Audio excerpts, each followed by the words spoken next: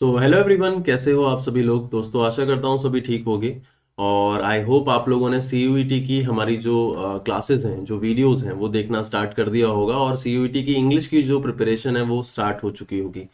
तो आज का जो सेशन है वो किस चीज़ पे बेस्ड है। आज मैं वर्बल एबिलिटी का जो सेक्शन है उसको पूरा का पूरा इंट्रोड्यूस करूंगा, क्योंकि जो लास्ट वाला सेशन था उसके अंदर मैंने आपको बताया था कि इंग्लिश में सिलेबस क्या क्या है, कौन से टॉपिक्स हैं जो आ रहे हैं, है ना।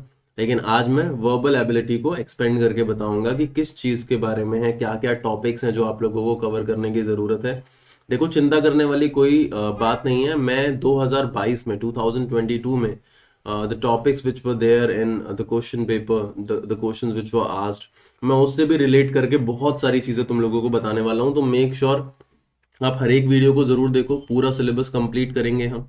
ठीक है, साथ के साथ चलते रहेगा। नीचे डिस्क्रिप्शन बॉक्स में मैंने प्लेलिस्ट का ऑप्शन डाल दिया है, वहां से आप लोग चेक कर सकते हो चीज़ों के बारे में। ठीक है, और ज़्यादा से ज़्यादा अपने फ्रेंड्स को इन फ्री वीडियोस के बारे में ज़रूर बताओ, ताकि तुम लोगों के फ्रेंड्स भी हमारे इस चैनल को ज्वाइन कर सकें। तो चैनल को अगर अभी तक सब्सक्राइब नहीं करा है तो चैनल को सब्सक्राइब करके बेल आइकन को हिट ज़रूर कर दो। तो चलो बात करते हैं। तो दोस्तों, वर्बल एबिलिटी को समझो। जब हम वर्बल एबिलिटी की बात करते हैं ना, तो हमारा बेसिकली लैंग्वेज पे वर्बली एक अच्छा खासा एबिलिटी होना चाहिए, है ना। तो यहाँ पे सारी की सारी जो बात स्टार्ट होती है ना, वो सेंटेंस से स्टार्ट होती है। किससे स्टार्ट होती है? सेंटेंस से स्टार्ट होती है। जब मैं आपसे पूछता हूँ कि सेंटेंस का एक बेसिक स्ट्रक्चर क्या है, तो आपके मन में क्या आता है कि भाई क्या होता है सेंटेंस का बेसिक स्ट्रक्चर? सब्जेक्ट होता है सर, साथ में हेल्पिंग वर्ब आती है, फिर सर हम वर्ब लगाते हैं, फिर इसके बाद ऑब्जेक्ट आता है। वो बात अलग है कि किसी किसी सेंटेंस में अगर वर्ब ना आ रही हो तो ये भी हो सकता है कि सेंटेंस का structure subject helping verb plus object हो जाए, है ना। अब यहाँ पे इसी से हम समझेंगे चीजें। देखो, अब इस सब्जेक्ट को ही ले लेते हैं। तो ये सब्जेक्ट होता क्या है बेसिकली? ये सब्जेक्ट या तो नाउन होगा या प्रोनाउन होगा। क्या होगा? नाउन होगा या प्रोनाउन होगा। इसके अलावा ऑब्जेक्ट क्या होगा? सेम ऑब्जेक्ट भी है। ऑब्जेक्ट भी या तो नाउन होगा या प्रोनाउन होगा।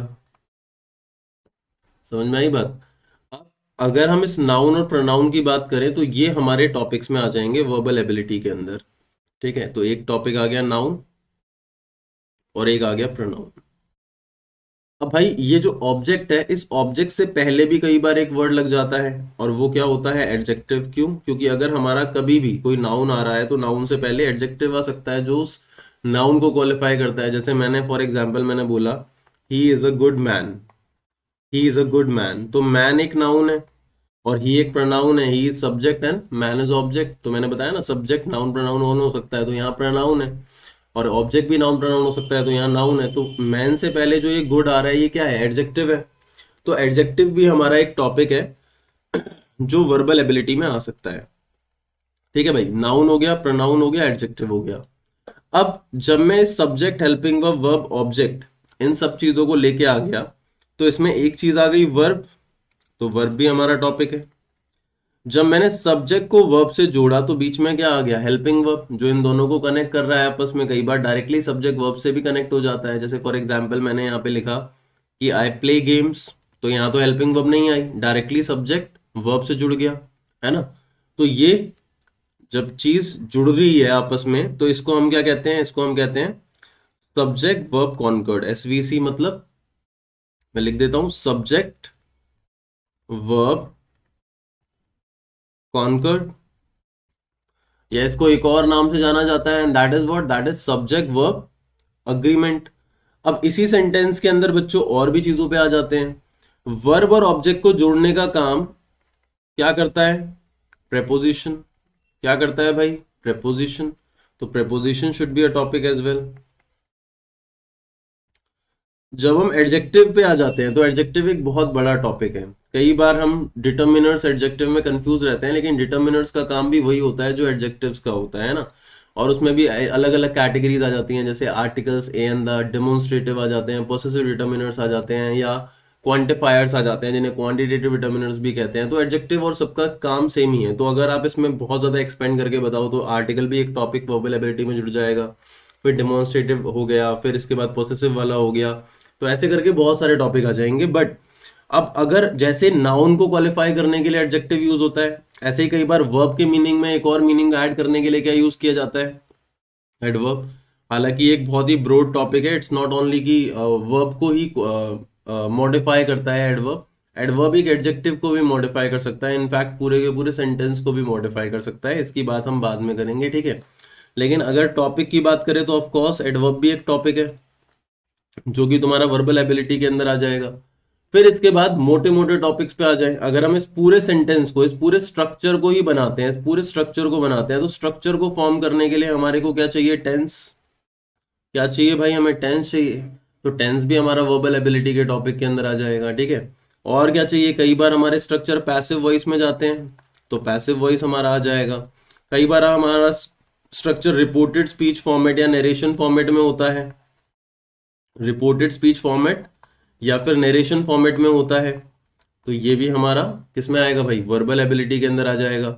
इसके अलावा दोस्तों कंजंक्शन, एक सेंटेंस को जब हम दूसरे सेंटेंस से जोड़ देते हैं तो उसके लिए हम क्या यूज करते हैं, कंजंक्शन का इस्तेमाल करते हैं, तो वो भी हमारा वर्बल एबिलिटी के टॉपिक के अंदर आ जाएगा। तो ऐसे करके बच्चों टोटली कई सारे टॉपिक्स हैं जो वर्बल एबिलिटी में आ जाते हैं, लेकिन मैं आप सभी प्यारे प्यारे करने कैसे। लेकिन कई जो आप सभी बच्चे हैं उनको मैं एक बात समझाना चाहूंगा कि जरूरी नहीं है कि वर्बल एबिलिटी में सारे टॉपिक्स आते हैं तो इसका मतलब ये है कि तुम्हारा जो एग्जाम आएगा सीयूईटी का उसके अंदर भी ये सारे के सारे क्वेश्चंस, सॉरी टॉपिक्स जो है इन्हीं के ऊपर बेस्ड क्वेश्चंस होंगे। हो सकता है कुछ टॉपिक्स पे क्वेश्चन बने, कुछ टॉपिक्स पे ना बने, तो करना आपको सब कुछ ही पड़ेगा, इस बात को समझो, ठीक है, क्लियर।